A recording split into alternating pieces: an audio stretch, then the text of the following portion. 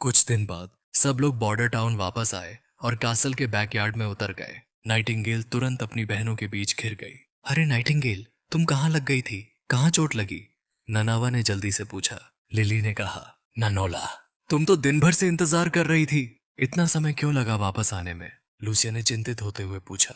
क्या तुम्हारे चोटों में अब भी दर्द है? नाइटिंगेल ने लूसिया का सिर सहलाते हुए कहा, नहीं, अब मैं ठीक हूँ, तुम्हें फिक्र करने की जरूरत नहीं। वेंडी थोड़ी नाराज थी। क्या तुम्हें समझ नहीं आता? नाइटिंगेल, तुम्हें अकेली चर्च के आसपास घूमना बिल्कुल नहीं करना चाहिए था। यह बहुत ही खतरनाक है, स्क्रोल ने उन्हें तसल्ली देते हुए कहा। चलो, अच्छा है कि हम सब सुरक्षित वापस आए। लीफ ने कहा, मैंने कुछ नई जड़ियां तैयार की हैं जो सूजन कम करने में मदद करेंगी। लिली ने इंसिस्ट किया। नाइटिंगेल, पहले तो तुम्हारे चोटों को डिसइंफेक्ट करना होगा, फिर हर्ब्स का इस्तेमाल करेंगे। उनकी असली चिंता देखकर नाइटिंगेल के दिल में एक गर्मी महसूस हुई। यह वही जगह थी जिसके लिए वह कुछ भी दे सकती थी। तब उसने रोलैंड को देखा। लाइटनिंग उसके गले में लटक गई थी जैसे एक गेको। मेसी डडू उसके सिर पर आई और उसकी गाल को छूने लगी। नाइटिंगेल को भी वही अर्ज महसूस हुआ, पर उसने खुद को याद दिलाया कि अब वह बच्ची नहीं रही। अपने गले लगाने की इच्छा को दबाते हुए उसने राजकुमार की तरफ कदम बढ़ाया। उसका मुस्कुराना जैसे हमेशा की तरह परिचित था। थोड़ा वार्म बात लो और आराम करो, उसने कहा। मैंने तुम्हारे लिए अपने ऑफिस के ड्रॉर में हनी ग्लेज्ड फिश जर्की छोड़ दिए हैं। शाम को रोलैंड ने कासल में एक ग्रैंड बैंकेट का आयोजन किया। सब लोग खुशी से हाल ही के बैटल के बारे में बात कर रहे थे। नाइटिंगेल सोच रही थी कि चाहे उसे विचेस के जीने का तरीका नहीं पता, लेकिन विच यूनियन के बीच की दोस्ती पर उसे पूरा भरोसा था। यह जगह विचेस के लिए सच में एक होली माउंटेन थी। बैंकेट के बाद रोलैंड अपने ऑफिस में वापस आए। जब वह अंदर आए, थोड़ा डिजी होते हुए, उन्होंने देखा कि नाइटिंगेल डेस्क पर बैठी हुई थी, क्रॉस लेगेड। तुम्हें और दिन आराम करना चाहिए, रोलैंड ने कहा। पर नाइटिंगेल अपना फिश जर्की चाटते हुए कहने लगी, मैं बिल्कुल ठीक हूँ, वापस आ गई हूँ। जब रोलैंड अपनी कुर्सी पर बैठे तो नाइटिंगेल टेबल से कूदकर उनके पीछे गई और उन्हें गले लगा लिया। आज रात एक एक्स्ट्रा दिन आराम का मतलब था रोलैंड के साथ एक दिन कम। रोलैंड का चेहरा थोड़ा लाल हो गया, पर नाइटिंगेल ने कन्फेस किया, मुझे कैसल के गार्डन में भी तुम्हें ऐसे ही गले लगाना था, लेकिन वहां बहुत लोग थे। तभी ऑफिस के दरवाजे पर नॉक हुई और नाइटिंगेल ने अपने आप को खींच लिया।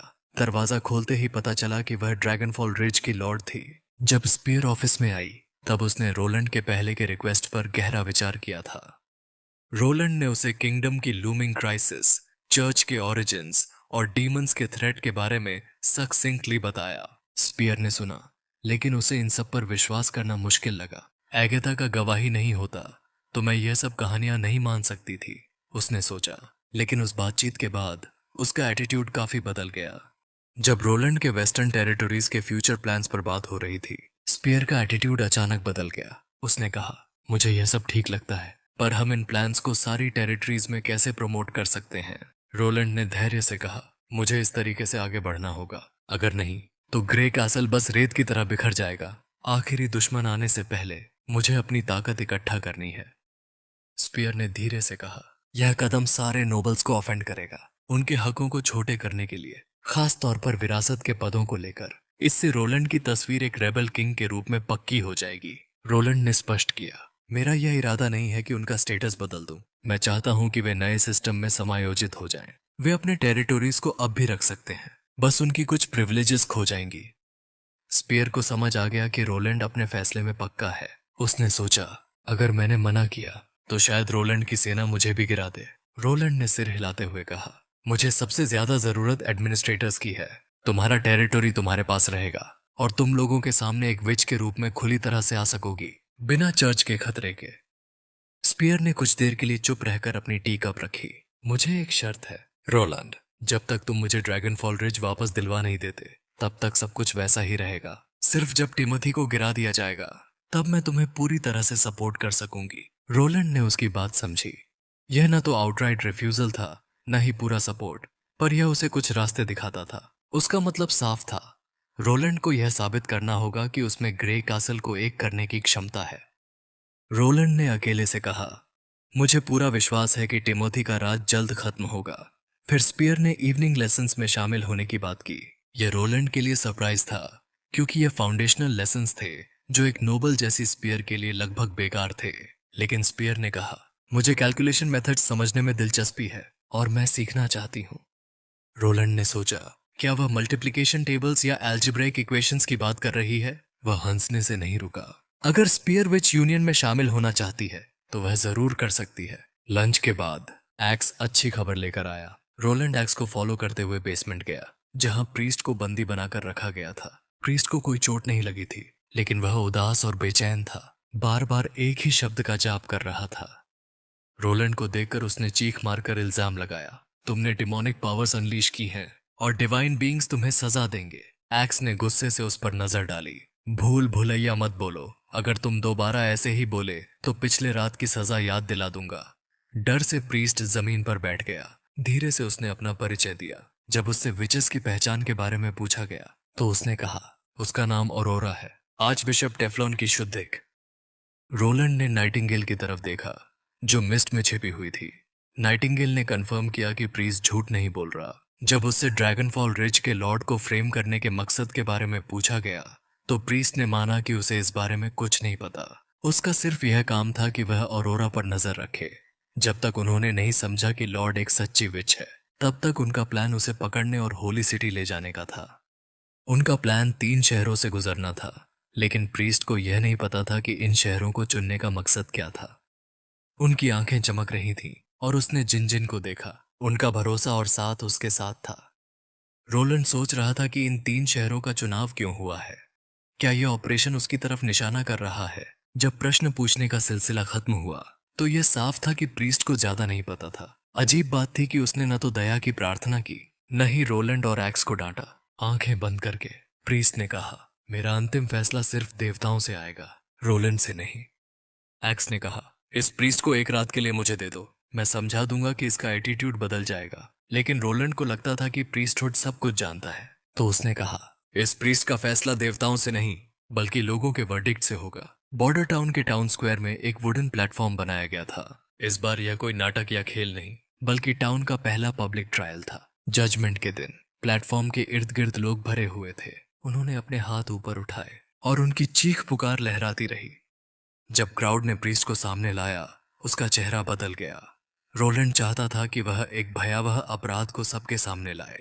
उसने 2 दिन तक सोचा था कि चर्च की गलतियों को कैसे बयान करे बिना लोगों में डर भड़काए। रोलैंड ने डिवाइन वॉर या डीमन से जुड़ी कोई बात नहीं की, क्योंकि उसे पता था कि अगर उसे पब्लिक का गुस्सा जगाना है तो उसे उनके लिए सीधे प्रभावी मामले बयान करने होंगे। उसने खुलासा किया कि चर्च ने विचेस को डीमन के खिलाफ बुरे मानक के रूप में छिपा दिया है, खराब और खतरनाक। लेकिन उसने यह भी बताया कि पोप और आर्च बिशप्स इन्हीं विचेस को अपने पास रखे हुए हैं। यह सच उसने प्रीस्ट से सुना था। जब उसने प्रीस्ट की तरफ देखा तो थोड़ी देर के लिए खामोशी छाई रही। फिर प्रीस्ट ने इस बात को मान लिया। जब क्राउड ने यह सुना तो वहां हलचल मच गई। किसी ने पूछा, क्या यह प्रीस्ट सच में होली सिटी से है? रोलैंड ने प्रीस्ट के डॉक्यूमेंट्स, रोब्स, इंसिग्निया और ऑफिशियल प्रोक्लेमेशंस के सबूत दिखाए। उसने चर्च की हिपोक्रेसी को उभारा, कैसे वे विचेस को संरक्षण देते हैं। उन्होंने बताया कि विचेस को इकट्ठा करने के लिए चर्च न सिर्फ बेसहारा औरतों को चैरिटी के बहाने रखती है, बल्कि स्ट्रीट गैंग्स के साथ मिलकर बच्चों को चुराते हैं। यह जानकर कि अच्छे दिल वाली लड़कियां जैसे ननावा चर्च के हाथ लग सकती हैं, टाउन के लोगों का गुस्सा बढ़ गया। लोगों ने अपने हाथों से गुस्सा दिखाया। माता पिता ने अपने बच्चों को पास खींच लिया और युवा जोड़े एक दूसरे से लटक गए। वे यह सोच भी नहीं सकते थे कि ननावा या उनके अपने प्यारे लोग चर्च के हाथ में आ सकते हैं। प्रीस्ट ने जब गुस्से से भरे लोगों की तरफ देखा तो उसकी कांप गई। फिर रोलैंड आगे बढ़ा। प्रीस्ट के सामने उनके अपराधों की लंबी लिस्ट खोली। उसने उनसे जोरदार पूछा, तुम्हारे खिलाफ और क्या कहना है? प्रीस्ट ने घुटने के बल गिरकर सब इल्जाम मान लिए। उसकी इस कन्फेशन पर स्क्वायर में हलचल मच गई। आखिरकार बर्फ से ढके बॉर्डर टाउन में लोगों ने अपना फैसला किया। स्पीयर ने कॉन्ट्रैक्ट को कई बार पढ़ने के बाद अपना नाम लिखा। उसने कभी नहीं सोचा था कि इतने सारे आम लोग एक नोबल को सपोर्ट करेंगे। उसने हमेशा माना था कि नोबल्स को आम लोगों की समझ या सपोर्ट की जरूरत नहीं होती, लेकिन शायद इसमें एक शक्ति थी जिसे उसने पहले नहीं समझा। जब उसने रोलैंड की तरफ देखा तो उसने देखा कि वह किसी गहरे विचार में खोया हुआ है। स्पीयर ने सोचा शायद वह कल के ट्रायल पर अफसोस कर रहा होगा, लेकिन रोलैंड ने साफ कहा, मुझे कभी भी चर्च के खिलाफ खड़े होने का अफसोस नहीं हुआ। वे मेरे दुश्मन हैं और मुझे उन्हें हराना है। फिर भी उसका मन कुछ उदास था। हालांकि उसने चर्च के असली पापों को सामने लाया, फिर भी उसे बेचैनी महसूस हो रही थी। शायद उसने महसूस किया कि वह अभी एक क्वालिफाइड पॉलिटिशियन नहीं है। स्पीयर ने यह शब्द पॉलिटिशियन पहली बार सुना। उसने सोचा, इसका क्या मतलब है? लेकिन उससे कुछ पूछने का मौका नहीं मिला, क्योंकि रोलैंड ने विषय बदल दिया। उसने कॉन्ट्रैक्ट को रखा, और जब बातचीत स्पीयर की क्षमताओं पर आई तो उसने विस्तार में बताया और रोलैंड की सेवा करने की अपनी इच्छा व्यक्त की। बैकयार्ड में रोलैंड ने स्पीयर को एना और रेम से मिलवाया। एम की मैजिकल पावर को विचेस यूनियन में लोअर साइड पर माना जाता था, लेकिन उसका उपयोग काफी ज्यादा होता था। रोलैंड चाहता था कि स्पीयर की क्षमताओं का उपयोग करके एना और रेम की मैजिकल पावर्स को जोड़ा जा सके। स्पीयर ने सिर हिलाते हुए अपनी एबिलिटी का उपयोग किया। उसकी पावर एक स्फीयर के रूप में सामने आई, जो एक नरम सफेद रोशनी से चमक रहा था और बीच हवा में तैर रहा था। उसके नियंत्रण में स्फीयर से दो पतली लाइनें एक्सटेंड हुईं, जो एना और रैम की तरफ जा रही थीं। जैसे ही यह लाइन एना के चेस्ट से जुड़ी, स्पीयर ने अचानक गास्प किया। उसकी शक्ति ने एना के अंदर एक नई ऊर्जा प्रवाहित की, जिससे उसके चेहरे पर चमक आ गई। रेम ने भी इस बदलाव को महसूस किया और उसकी आंखों में विश्वास की किरण दिखाई दी। स्पीयर की एबिलिटी ने उन्हें एक नई दिशा दिखाई, और रोलैंड ने देखा कि यह न केवल उनके मैजिकल पावर्स को जोड़ने का एक तरीका था, बल्कि यह उन्हें एकजुट भी कर रहा था। यह एक नया शुरुआत है, रोलैंड ने सोचा।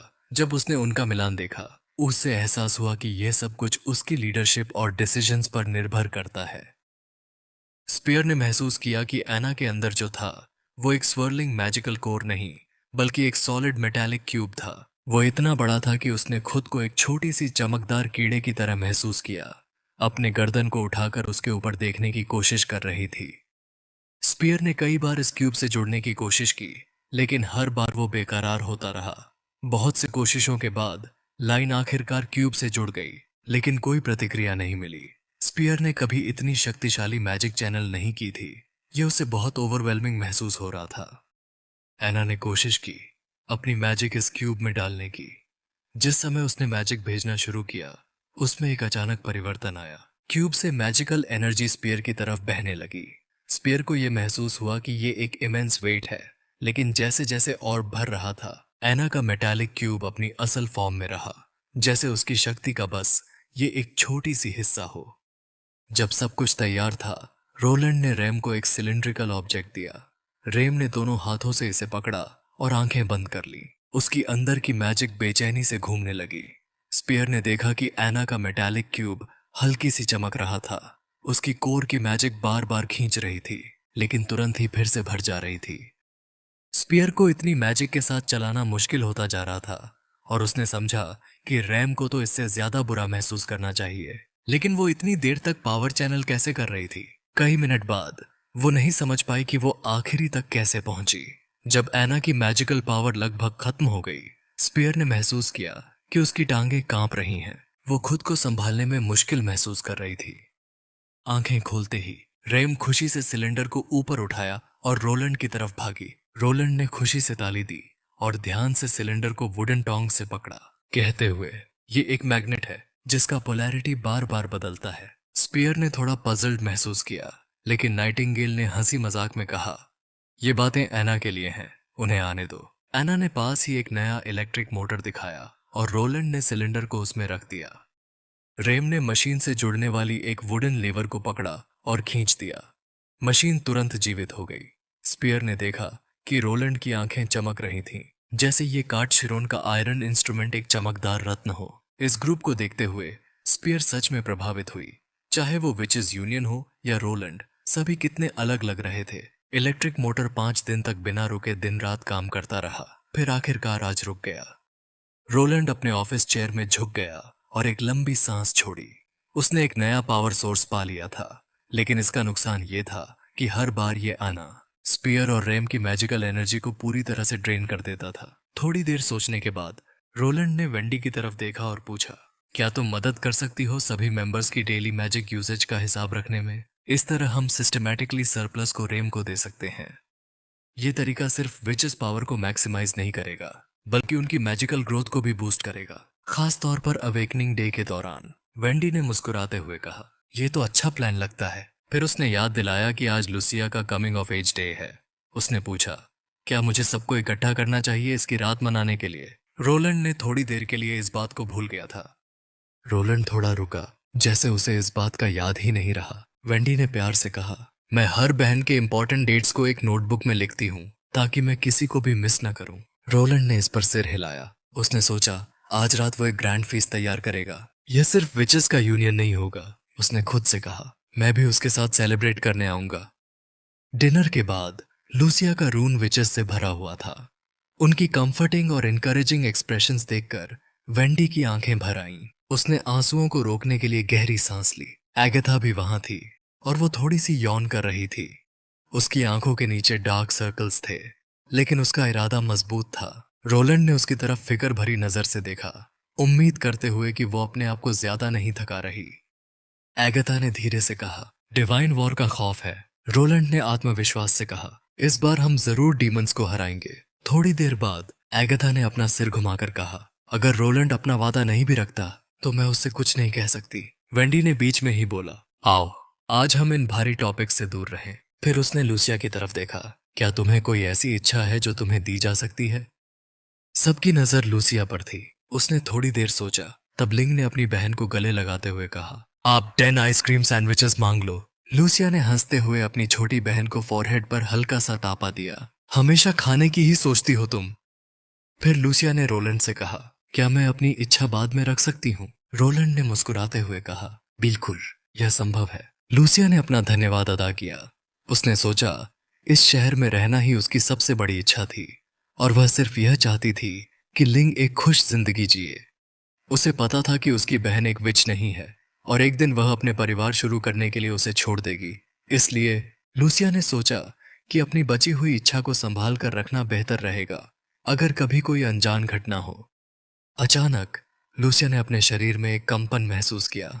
यह शुरू हो रहा है, नाइटिंगेल ने गंभीरता से कहा, जबकि उसकी बहन उसे तसल्ली देने लगी। लूसिया ने इंस्टिंक्टिवली अपनी चादर को और मजबूत पकड़ लिया। वेंडी ने उसे शांत करने की कोशिश की, रिलैक्स करो, सब ठीक है। बाकी लोगों ने लूसिया का ध्यान भटकाने के लिए हल्का फुल्का मजाक और कहानियां सुनाना शुरू किया। लूसिया हंसना चाहती थी, लेकिन उसका चेहरा कठोर लग रहा था और उसका शरीर दिन ब दिन बेचैन हो रहा था। जल्दी ही उसकी आंखें भारी होने लगीं और उसके चारों ओर की विचेस की आवाजें धीमी होने लगीं। जब उनकी शक्लें धुंधली होने लगीं, नाइटिंगेल ने सबको चुप करने को कहा, क्योंकि उसने महसूस किया कि लूसिया कुछ ठीक नहीं है। एगाथा ने तुरंत कदम उठाते हुए स्पीयर से कहा, अपनी एबिलिटी का इस्तेमाल करो। स्पीयर ने अपनी एबिलिटी का इस्तेमाल करते हुए लूसिया को एना से जोड़ा और एक मैजिकल लाइन भेज दी।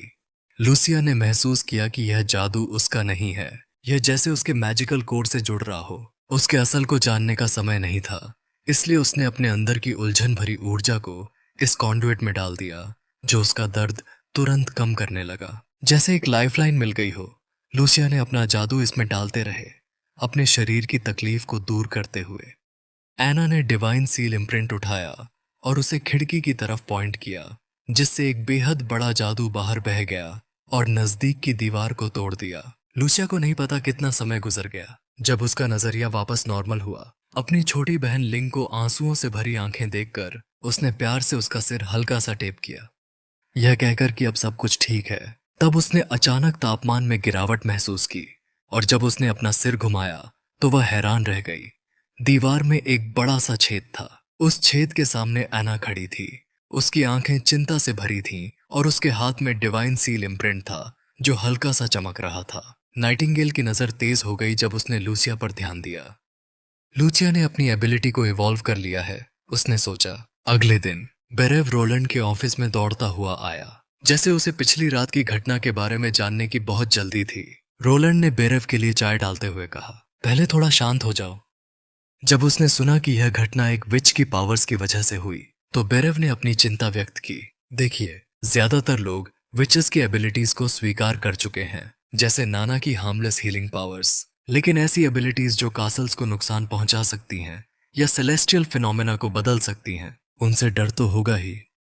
रोलैंड ने अपनी चाय की चुस्की लेते हुए इस स्थिति का प्लान बनाया। उसने बेरेव से कहा, एक रूमर फैलाओ कि पिछली रात का गोल्डन ग्लो प्रिंस रोलैंड का काम था, जो हेवंस थंडर को पकड़ रहा था अपने शहर को रोशनी देने के लिए। बेरेव ने अपने खाली सिर को चाटते हुए रोलैंड की तरफ देखा। क्या वाकई हिज हाइनेस ने थंडर को हार्नेस किया? रोलैंड ने शोल्डर्स उचकाकर कहा, लाइटनिंग और थंडर हर जगह हैं। उसने इसे और नहीं बढ़ाया, उम्मीद करते हुए कि बेरेव बस इस खबर को एक रूमर की तरह फैला देगा ताकि किसी भी नेगेटिव इम्प्लीकेशन से बचे। रोलैंड जानता था कि यह जानकारी लोगों की बिलीव्स में गहरा असर नहीं डालनी चाहिए। इसकी सिर्फ एक टेम्पररी एक्सप्लेनेशन के लिए जरूरत थी। जल्द ही कार्ल अपने अपार्टमेंट को फिर से बनाने के प्लान लेकर आया। उसके बाद दूसरे भी आए। रोलैंड को एकदम से ओवरवेल्म्ड महसूस हुआ, जैसे उसे पूरा दिन पिछले रात की घटनाओं को संभालना पड़ेगा। कार्टर ने रोलैंड की तरफ गहराई से देखा। क्या तुम्हें कोई चोट लगी है? एक्स ने भी रोलैंड की तरफ देखा, जैसे उसने सोचा हो कि क्या डीमंस ने अब तक अपना हमला शुरू किया है। लेकिन काइल की सबसे ज्यादा जिज्ञासा इस बात को लेकर थी कि डिवाइन सील इम्प्रिंट में ज्यादा ताकत है या नाइट्रोग्लिसरिन में। जब तक रोलैंड ने डिटेल में सब कुछ समझा नहीं दिया, तब तक सबने जाना कि उन्हें जाना चाहिए। अपनी कुर्सी पर झुकते हुए जब वो एक छोटी सी झपकी लेने वाले थे, तभी एक और नॉक आई। दिन का आखिरी मेहमान टिली थी। मुस्कुराते हुए टिली ने कहा, मुझे कल की घटनाओं के बारे में पहले से पता था। बस मुझे यह जानने की जिज्ञासा है कि ऐसा इंसिडेंट क्यों हुआ। स्लम्बरिंग आइल की विचेस ने कभी ऐसे इश्यूज का सामना नहीं किया। उसने आगे कहा, फिर लूसिया को मैजिकल बैकलैश क्यों भुगतना पड़ा? और एबिलिटीज इवॉल्व होने की बात मुझे यह अजीब नहीं लगती। हर कुछ दिन में बॉर्डर टाउन में कोई ना कोई इवॉल्व होता है। रोलैंड ने टिली को एक कप चाय दी और थोड़ी देर सोचने के बाद बोला, मुझे लगता है कि यह सब इसकी वजह से है। उसने एक ड्रॉर में से कुछ खींचा और टिली को एक रिपोर्ट कार्ड दिया। टिली ने रिपोर्ट कार्ड को थोड़ी हैरानी से लिया और जल्दी से देखा। उसने लूसिया की बेहतरीन प्रगति देखी। टिली ने कभी रोलैंड के थ्योरी पर शक नहीं किया, लेकिन उसने सोचा कि यह मैजिकल बैकलैश से कैसे जुड़ा है। रोलैंड ने समझाया, मेरे ऑब्जर्वेशंस के आधार पर जब किसी की एबिलिटीज इवॉल्व होती हैं, तो अक्सर उनका मैजिकल लेवल बढ़ता है। इंक्रीमेंटल अंडरस्टैंडिंग और सडन रियलाइजेशंस इतनी ताकत नहीं देती जितनी की comprehensive understanding. Comprehensive understanding of the world, Roland ने कहा। आरएम इसका एक प्राइम एग्जाम्पल है। उसका एवोल्यूशन अचानक इनसाइट से हुआ था और अब उसका मैजिकल लेवल अन्ना या सोराया के बराबर नहीं है। टिली ने थोड़ी देर सोचकर रोलैंड की बात समझी। लूचिया, जो हमेशा लो मैजिकल लेवल पर थी, उसे अपनी पावर का पता है। इस बार उसकी एज बढ़ने का समय उसकी एवोल्यूशन के साथ कोइंसाइड हुआ, जिससे उसकी मैजिकल पावर काफी बढ़ गई है, जो उसके शरीर के लिए ज्यादा है। रोलैंड ने सिर हिलाते हुए कहा, बिल्कुल, यह उसका जिस्ट है मैजिकल पावर के लिए। मैं यह कहना चाहता हूं कि अवेकनिंग, कमिंग ऑफ एज और एवोल्यूशन के दौरान किसी के मैजिकल एबिलिटीज में बढ़ोतरी होती है, जबकि ये दोनों काफी मिलते जुलते हैं। मैं मानता हूं कि पहली दो फोर्स्ड ग्रोथ है, जबकि एवोल्यूशन एक एक्टिव ग्रोथ है। टिली और रोलैंड ने काफी देर तक बातें की। तब अचानक टिली ने जिज्ञासा में पूछा, अगर रोलैंड एक विच होते तो उनकी मैजिक कितनी पावरफुल होती? रोलैंड ने थोड़ा सा खांसी की। उसे यह अद्भुत फिनोमेनॉन फर्स्ट हैंड अनुभव करने की जिज्ञासा थी, लेकिन इसकी कीमत सोचना अच्छा नहीं था। टिली ने फिर पूछा, क्या मैं स्लम्बरिंग आइल ले जाने के लिए तुम्हारे लिखे टेक्स्ट बुक का एक कॉपी ले जा सकती हूँ? वह कैजुअली पूछ रही थी, लेकिन रोलैंड ने देखा कि उसका दाहिना हाथ अपने ड्रेस के हेम को हल्का सा पकड़ रहा था, जो थोड़ी नर्वसनेस का इशारा था। मुस्कुराते हुए रोलैंड ने जवाब दिया, बिल्कुल, मैं स्लम्बरिंग आइल की विचेस की रेवोल्यूशन में मदद करने की कोशिश कर रहा हूँ। फिर उसने कहा, टिली मेरी बहन है। टिली ने इस आखिरी बात का कोई जवाब नहीं दिया, जिससे ऑफिस का माहौल थोड़ा ऑकवर्ड हो गया। उसने हल्की सी नॉड की और शुक्रिया के साथ वहां से चली गई। रोलैंड सोचने लगा कि क्या उसने थोड़ा ज्यादा ही प्रिजम्पचुअस होकर सोचा कि टिली इस अप्रोच में इंटरेस्टेड नहीं है। लेकिन उसकी सोच को एक अचानक मोड़ मिला जब टिली दरवाजे तक पहुंचने के बाद रुकी। उसने पीछे मुड़कर धीरे से कहा, कभी कभी मुझे यह चाहत होती है कि तुम मेरे भाई नहीं होते। रोलैंड की डेस्क पर बैठने के बाद टिली के आखिरी शब्दों पर सोचता रहा। नाइटिंगेल आई और देखा कि रोलैंड लंबी खामोशी में है। टिली का क्या मतलब था? रोलैंड ने अचानक पूछा। नाइटिंगेल ने कंधे उचकाते हुए कहा, शायद टिली तुम्हें एक एलाई समझती है, परिवार से ज्यादा। रोलैंड ने इस पर ज्यादा सोचने का मन नहीं बनाया। उसने उस राजकुमारी के साथ सर्दियों के कुछ महीने बिताए थे और उसकी असली सोच को समझ गया था। क्या हो सकता है कि वो नहीं चाहती कि असली चौथा राजकुमार वापस आए? तो उसने खुद से सोचा, या फिर मेरी कोशिशों का उल्टा असर हुआ। नाइटिंगेल ने हल्का सा मुस्कुराते हुए कहा, वो तुम्हारा असली भाई नहीं है, इसलिए क्या उसे टेक्स्ट बुक्स देना ठीक है?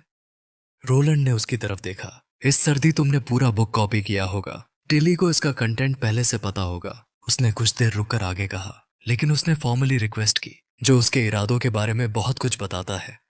फिर उसने सोचा, और स्लम्बरिंग आयल तो मुख्य रूप से विचेस का है। अगर सभी इवॉल्व हो जाएं, तो भी उनकी ताकत विचेस से ही आएगी। लेकिन मैं अलग हूँ। ये ज्ञान सिर्फ विचेस को नहीं, बल्कि नागरिकों को भी शक्ति दे सकता है। मैं सब लोगों की ताकत पर निर्भर करता हूँ। वही समय लूसिया कैसे भी नॉर्थ विंड और बर्फ के बीच नॉर्दर्न स्लोप के बैकयार्ड में आई। उसने वुडन डोर बंद किया।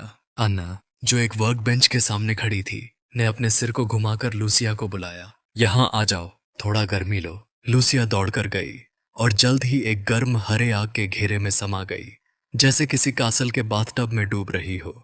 गर्मी उसके सिर से लेकर पैरों तक फैल गई। वर्क बेंच पर देखते ही लूसिया ने देखा कि एना नए फायर आर्म के पार्ट्स बना रही थी। एना ने जिज्ञासा से पूछा, तेरी एबिलिटी कैसे इवॉल्व हुई? एना मुस्कुराते हुए बोली, मुझे लगता है जब किसी ने अपनी एबिलिटी इवॉल्व की हो तो उसने इतना हल्ला नहीं किया जितना तुमने किया। लूसिया ने शर्माते हुए अपने सिर को छुआ। अगर उस वक्त सबकी मदद नहीं होती तो शायद मैं आखिरी तक नहीं पहुंच पाती। एना ने उसे तसल्ली दी, इस पर ज्यादा नहीं सोच, अब अपनी नई पावर दिखाना शुरू करो। लूसिया ने हाँ किया और अपनी अंदर की मैजिकल पावर को हार्नेस करना शुरू किया। उस रात की अजीब फीलिंग फिर से आई। चीजों के आउटलाइंस अब पहले की तरह नहीं थे, बल्कि छोटी छोटी ब्लॉक्स में फ्रैगमेंट हो गए थे। लेकिन इस बार उसने मैजिक का पेनफुल बैकलैश महसूस नहीं किया, जिस वजह से वो शांति से हर ब्लॉक को डिटेल में ऑब्जर्व कर पाई। अपने विजन और थॉट्स को एना को डिस्क्राइब करने के बाद एना ने सोचा और कहा, यह शायद एक ब्रांचिंग एबिलिटी हो। एगाथा ने कभी कहा था कि इस एबिलिटी को सिर्फ कुछ लोग ही रखते हैं। ये सिर्फ किसी के कमिंग ऑफ एज डे पर होती है, और अगर मिस हो जाए तो फिर कभी नहीं मिलती। एना ने सोचा कि यह शायद किसी विच की प्राइमरी एबिलिटी को कॉम्प्लीमेंट या एनहांस करता है, जैसे सोराया का मैजिकल पेन है जिसे इंक की जरूरत नहीं पड़ती, या स्क्रोल के मैजिकल बुक्स। उसने समझाया, शायद लूसिया की मेन एबिलिटी डिकॉम्पोजिशन और रिकॉन्स्टिट्यूशन है। एना ने स्पेकुलेट किया, ये कलर्ड ब्लॉक्स शायद लूसिया को स्पेसिफिक एलिमेंट्स को आइसोलेट करने में मदद करते हैं। एना ने पूछा, क्या तुम एक सिंगल कलर ब्लॉक को अलग करने की कोशिश कर सकती हो? लूसिया ने हाँ किया और अपनी एबिलिटी को वर्कबेंच पर रखे आयरन इनगट पर फोकस किया। पहले की तरह डिसइंटीग्रेट करने के बजाय इस बार उसने अपने मैजिक को पतले स्ट्रैंड्स में चैनल किया, छोटी छोटी ब्लॉक्स को खींचते हुए।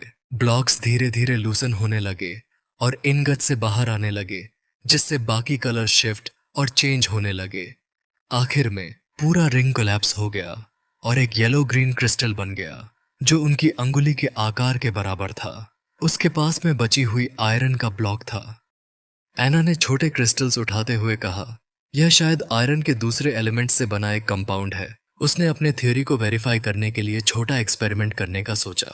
एना ने सोचा, अगर लूसिया एक स्पेसिफिक एलिमेंट को पूरे ऑब्जेक्ट से एक्सट्रैक्ट कर सकती है, तो बची हुई एलिमेंट सिर्फ डिसइंटीग्रेट नहीं होते, बल्कि वो कंडीशंस के अनुसार रिकम्बाइन होते हैं, तो किसी भी ऑब्सोलीट या इंफीरियर मटेरियल को वैल्यूएबल मटेरियल्स में बदल सकती है।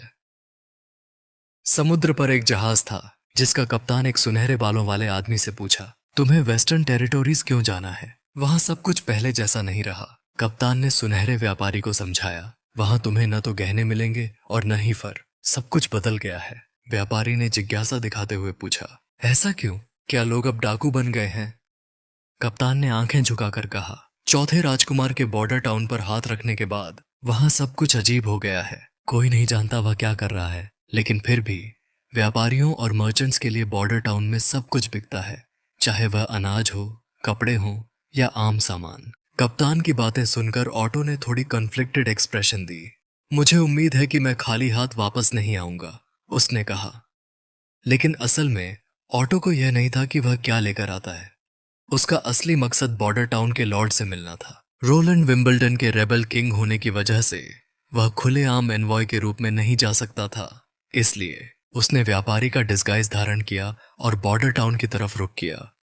ऑटो को सबसे ज्यादा यह बात परेशान करती थी कि रोलैंड ने वेस्टर्न टेरिटरीज में अपनी शक्ति कैसे मजबूत की है और नए राजा के लिए कितना बड़ा खतरा बन गया है। यह सब रोलैंड के पहले के चरित्र से बिल्कुल अलग था। राज की कुर्सी के लिए लड़ाई रोज बढ़ती जा रही थी। एल्डेस्ट प्रिंस जेरल्ड और तीसरी प्रिंसेस गार्सिया एक के बाद एक मर गए थे, जबकि फिफ्थ प्रिंसेस टिली अभी तक गायब है। दक्षिण और पूर्व के शहर रिलेंटलेस वॉर के दौरान बर्बाद हो गए, लेकिन वेस्टर्न टेरिटोरीज अभी तक सुरक्षित रहे। ऑटो ने सोचा, यह सब कुछ देखते हुए मुझे रोलैंड से मिलना होगा। मुझे उसकी असली कहानी जानने की जरूरत है।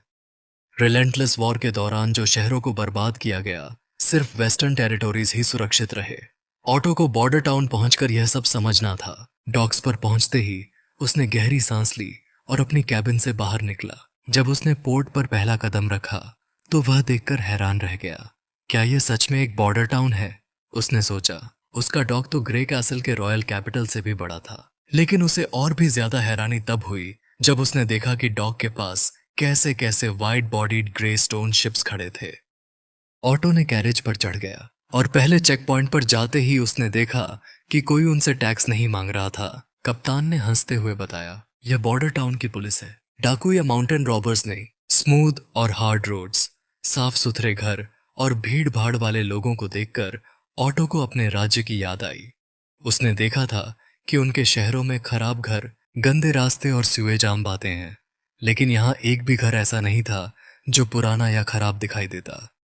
जब कप्तान और क्रू अपना सामान उतारने गए, ऑटो ने अकेले घूमने का फैसला किया। उसने ऐसे सामान देखे जो उसने कभी नहीं देखे थे। तभी उसने बीच में एक कमोशन सुना। उसने देखा दो औरतें उसके पास से गुजर रही हैं। जैसे ही उसकी नजर ब्लॉन्ड औरत पर पड़ी, उसका खून उबल उठा। एंड्रिया! उसने चीख कर बुलाया। एंड्रिया ने उसकी तरफ देखा और उसकी आंखों में पहचान का चमक आया। नजदीकी टैवर्न में ऑटो और एंड्रिया एक टेबल पर बैठ गए। उसका दिल अब भी तेजी से धड़क रहा था, जैसे वह कभी शांत नहीं होगा। ऑटो की नजर एंड्रिया पर टिकी थी, जैसे वह खुद को खोने से डर रहा हो। हमने सोचा था कि तुम मर गई हो, अंद्रेया, ऑटो ने कहा। किसी ने नहीं सोचा था कि हम तुम्हें वापस देखेंगे। उसी समय ऐश, जो उनके पास बैठी थी, ने मजाक में कहा, क्या यह तुम्हारा पुराना दोस्त है? अंद्रेया, क्यों तुम टैवर्न में जैसे ही उसे देखा वैसे ही घुस गई? एंड्रिया ने उस पर नजर डाली।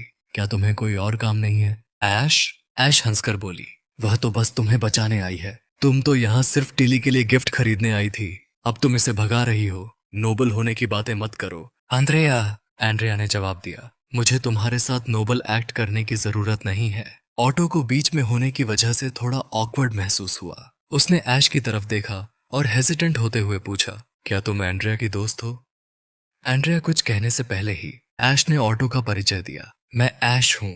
तुम्हें एंड्रिया कैसे पता है? ऐश का सवाल सुनकर ऑटो हैरान हो गया। उसकी बातें ऐसी थीं जो आमतौर पर नोबिलिटी से नहीं होती। उसने सोचा, एंड्रिया इसके साथ क्यों है? फिर भी उसने अपना परिचय दिया। मैं किंगडम ऑफ डॉन से हूँ। मैं एंड्रिया को बचपन से जानता हूँ। हम साथ में बड़े हुए, मेरे छोटे भाई और ओरो के साथ। ऐश ने बिना किसी रुकावट के पूछा, तुमने क्यों कहा कि एंड्रिया मर गई थी? ऑटो कुछ कहने ही वाला था, लेकिन एंड्रिया ने बीच में ही कहा, उस दर्द भरी याद में मत जाओ। बस यह जान लो, क्विन परिवार की सबसे बड़ी बेटी मर गई थी, जिसे सब जानते थे। लेकिन ऑटो को समझ नहीं आया। उसने सोचा, मुझे यह समझना होगा कि यह सब कैसे हुआ, जिसे सब जानते थे कि वो मर गई थी। ऑटो ने सोचा, लेकिन उसे यह समझना था कि क्या हुआ। किंगडम ऑफ डॉन में रॉयल फैमिली के अलावा सबसे प्रमुख नोबल फैमिलीज टोकेट, क्विन और लॉक्सी थीं। इन फैमिलीज के पेट्रियार्क्स सिर्फ किंग के करीबी कॉन्फिडेंट्स नहीं, बल्कि प्रभावशाली मिनिस्टर्स भी थे। यह पुरानी परंपरा उनकी पीढ़ी तक जिंदा थी। एंड्रिया, जो क्विन फैमिली की पहली बेटी थी, हर तरह से फ्लॉलेस थी, सुंदरता और लिनिएज दोनों में। उसके अनेक एडमायरर्स थे और ऑटो और ओरो भी उनमें शामिल थे। लेकिन एक ट्रेजेडी ने सब कुछ बदल दिया। स्प्रिंग की एक एक्सकर्शन के दौरान एंड्रिया का कैरेज अपनी राह से हट गया और पहाड़ों में गिर गया। यह इतना भयावह था कि किंग भी इस बारे में अलर्ट हुआ। 3 नोबल फैमिलीज ने रॉयल फैमिली के साथ मिलकर एक विशाल तलाश शुरू की। पहाड़ों के नीचे उन्होंने एंड्रिया की पुरानी रिमेन्स पाई। सब दुख से भरे हुए थे। ऑटो ने अपने मन में हमेशा एंड्रिया के लिए भावनाएं रखी थीं, लेकिन कभी उन्हें व्यक्त नहीं कर पाया। उसने सोचा कि अब कभी मौका नहीं मिलेगा, लेकिन इस अजनबी जगह पर किस्मत ने उन्हें वापस मिलाया। थोड़ी देर चुप रहने के बाद एंड्रिया ने धीरे से कहा, वो कैरेज एक्सीडेंट 5 साल पहले कोई एक्सीडेंट नहीं था। यह सब क्विन फैमिली ने सजाया था जब मेरे पिता ने जाना कि मैं एक विच हूँ। ऑटो उस रेवलेशन पर थोड़ा फ्रीज हो गया। एंड्रिया ने ऐश की तरफ देखे बिना बात जारी रखी। जब मेरे पिता को मेरी असली पहचान पता चली, उन्होंने तुरंत यह एक्सीडेंट अरेंज किया। उस कैरेज में मैं नहीं थी, बल्कि मेरा ग्रूम और मेड थे, जो इस वजह से जान से गए। फिर एंड्रिया ने कहा, उसके बाद मुझे मेरे पिता ने किंगडम ऑफ डॉन से एग्जाइल कर दिया। यह सुनकर ऑटो का दिल भर गया। क्या यह सच है? कि उसने सोचा एंड्रिया ने इतना बड़ा दर्द सहा और मैं इससे बेपरवाह रहा। उसने सोचा उनकी कहानी, उनका दर्द, क्या उन्होंने उसका ख्याल रखा? ऑटो अब भी टैवर्न में बैठे सोच रहे थे। एंड्रिया के अलविदा कहने के बाद उनका दर्द और भी गहरा हो गया था। क्यों मैंने अपने जज्बात नहीं व्यक्त किए? कि उसने सोचा क्यों मैं हमेशा ओरो का नाम लाता हूं? लेकिन उसे यह भी समझ आया कि इस दर्द को कब तक छुपाना होगा। ऑटो और एंड्रिया की कहानी अब उसकी खुद की कहानी बन गई थी, जिसे वह कभी भूल नहीं सकता था। जैसे ही ऑटो ने अपने दिल की गहराइयों में जाना शुरू किया, उसने समझा कि कभी कभी दर्द को भूलना नहीं, बल्कि उससे अपने आप का सामना करना ही सबसे बड़ा साहस है। टिली के 20वें जन्मदिन की ओर बढ़ते हुए एना टिली के लिए गिफ्ट सोच रही थी। तब रोलैंड को याद आया कि टिली का बर्थडे कब है। जब विंबलडन 3 जिंदा थे, टिली के लिए बड़े बड़े सेलिब्रेशन होते थे। यह एक ऐसा सुख था जो टिमोथी जैसा पसंदीदा भी नहीं अनुभव कर सकता था।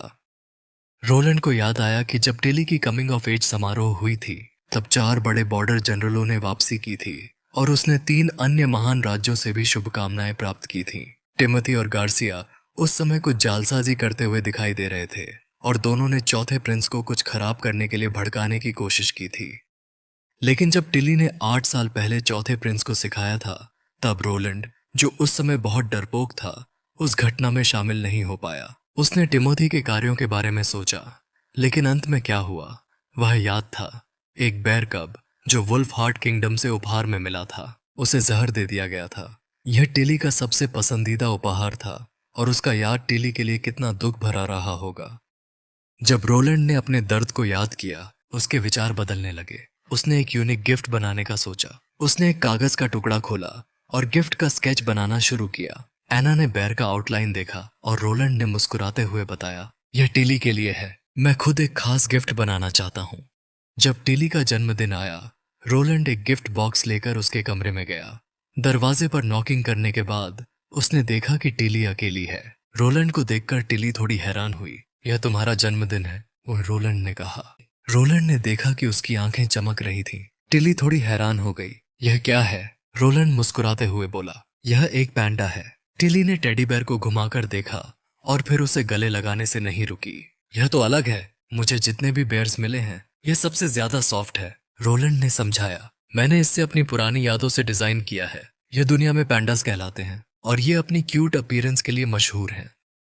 टिली ने पैंडा के अजीब रंगों पर कमेंट किया।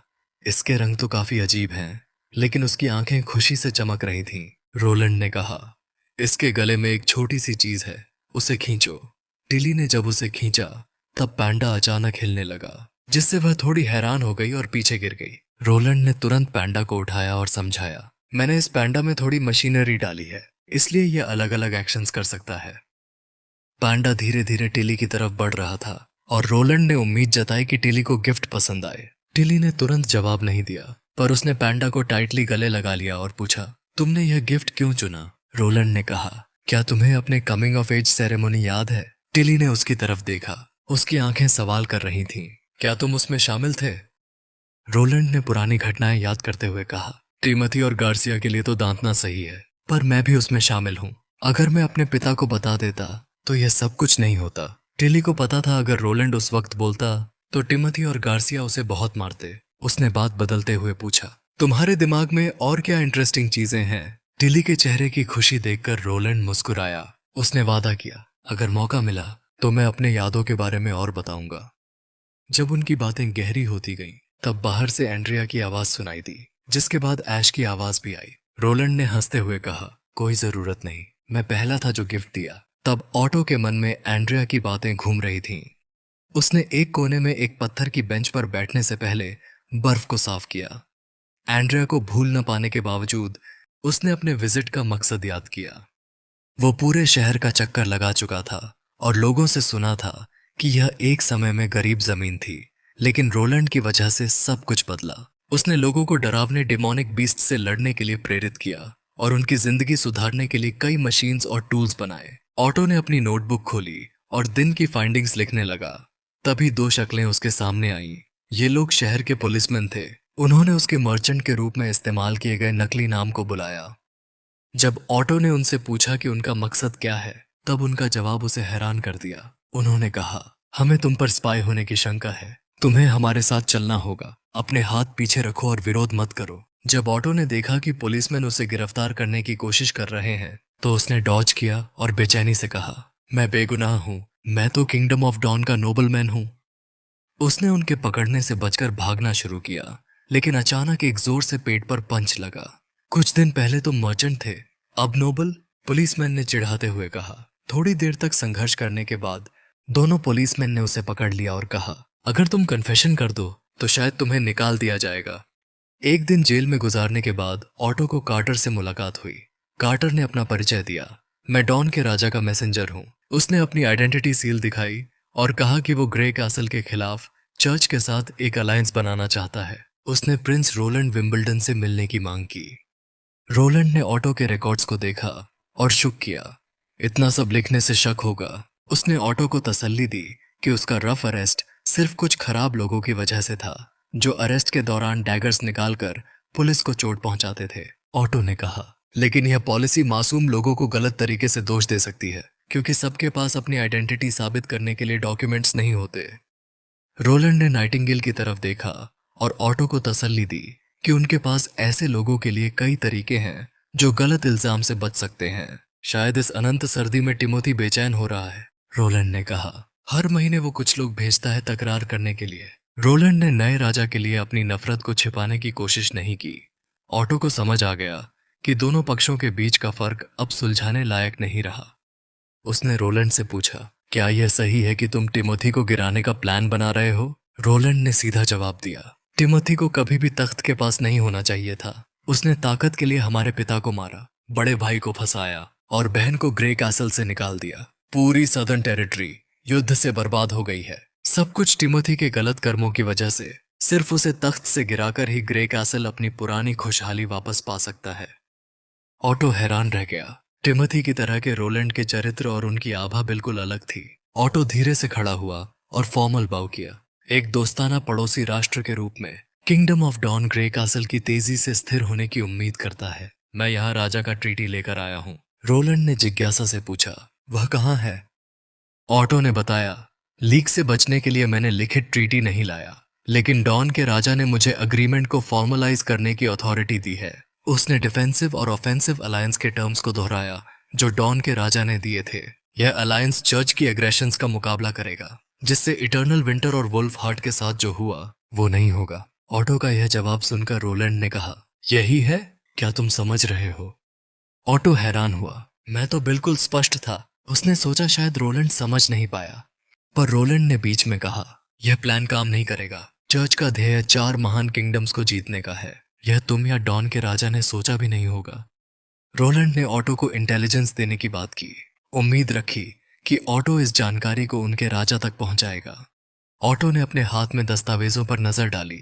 Transcendent warriors, pure ones, demons. ये शब्द सुनकर उसके पसीने छूट गए। उसने समझा कि चर्च का मकसद 4 किंगडम्स को नष्ट करना है, जो एक आने वाले डूम्सडे बैटल की तैयारी है। यह जानकारी बिल्कुल चक्कर देने वाली थी। मुझे अकेला फैसला नहीं लेना चाहिए, ऑटो ने हकलाते हुए कहा। मुझे तुरंत अपने राजा को रिपोर्ट करनी होगी। शार्पली एडेड, इनकी जरूरत है ताकि हमारी डिफेंसेस को मजबूत किया जा सके।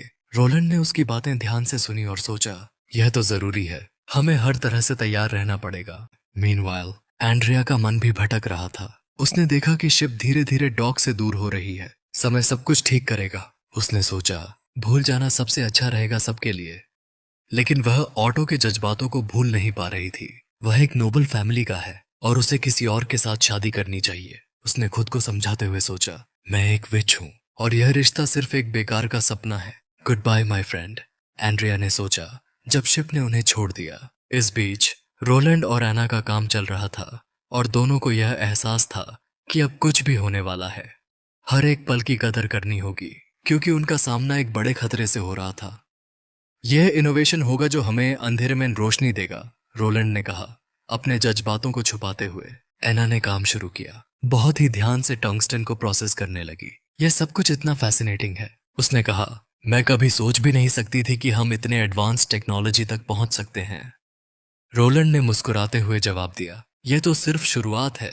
तुम्हारे स्किल्स से हम और भी आगे बढ़ेंगे। लूसिया ने भी उनकी बातें सुनी। अगर हमारे पास ये टंगस्टन है तो हमें इससे बेहतर वेपन्स और टूल्स बनाने की सोचनी चाहिए। बिल्कुल, रोलैंड ने कहा। हमें इस मेटल का सबसे अच्छा इस्तेमाल करना होगा ताकि हमारी डिफेंसेस और भी मजबूत हो सकें।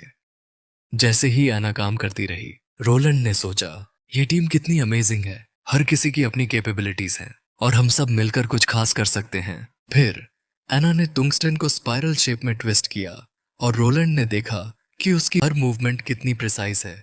तुम्हारे काम से मुझे पूरा भरोसा है, रोलैंड ने कहा। एना ने मुस्कुराते हुए बोला, मैं कभी भी आपकी एक्सपेक्टेशंस से पीछे नहीं रहूंगी। रोलैंड को यह सुनकर बहुत अच्छा लगा। उसने सोचा, यह सिर्फ एक ऐसा पल है जो मुझे यह याद दिलाता है कि हमारा फ्यूचर कितना प्रॉमिसिंग है। यह सब चल रहा था जब उनके पास एक बड़ा काम था और उन्हें पता था कि उनका हर कदम उनके सामने आने वाले खतरे से लड़ने के लिए जरूरी है। रोलैंड ने सभी को देखते हुए कहा, आज से हर घर और बॉर्डर टाउन को इस प्रकार की रोशनी मिलेगी। लोगों की आंखों में उम्मीद थी। उन्होंने देखा कि किस प्रकार एक छोटी सी इन्वेंशन उनकी जिंदगी को बदल सकती है। कोई भी शक नहीं था, सब कुछ अब बदलने वाला था। इस रोशनी के साथ हम एक नए समय की ओर कदम बढ़ा रहे हैं, रोलैंड ने कहा। यह हमारी और हमारे पड़ोसियों की सुरक्षा को बढ़ाने में मदद करेगा। उसने एक बार फिर स्विच दबाया और कोर्टयार्ड में चारों ओर रोशनी फैल गई। आज से हमारी रातें सिर्फ अंधेरे में नहीं गुजरेंगी। हमारे पास एक नया साथी है, रोशनी, उसने घोषणा की। लोगों ने ताली बजाई। उनकी खुशी और उम्मीद रोलैंड के साथ थी। आज का दिन उनके लिए एक नए सफर की शुरुआत था और उन्होंने सोचा कि आने वाले दिन कितने बेहतरीन होंगे। आज का वीडियो देखने के लिए आपका शुक्रिया। अगर आपको आज का एपिसोड पसंद आए तो प्लीज लाइक जरूर करें। यदि आप हमारे चैनल पर नए हैं तो सब्सक्राइब करना मत भूलिए। इससे आपको हमारे नए वीडियोस की नोटिफिकेशंस मिलती रहेंगी। और अगर आपका कोई फीडबैक या सजेशन है तो कमेंट सेक्शन में जरूर लिखिए। धन्यवाद और मिलते हैं अगले वीडियो में।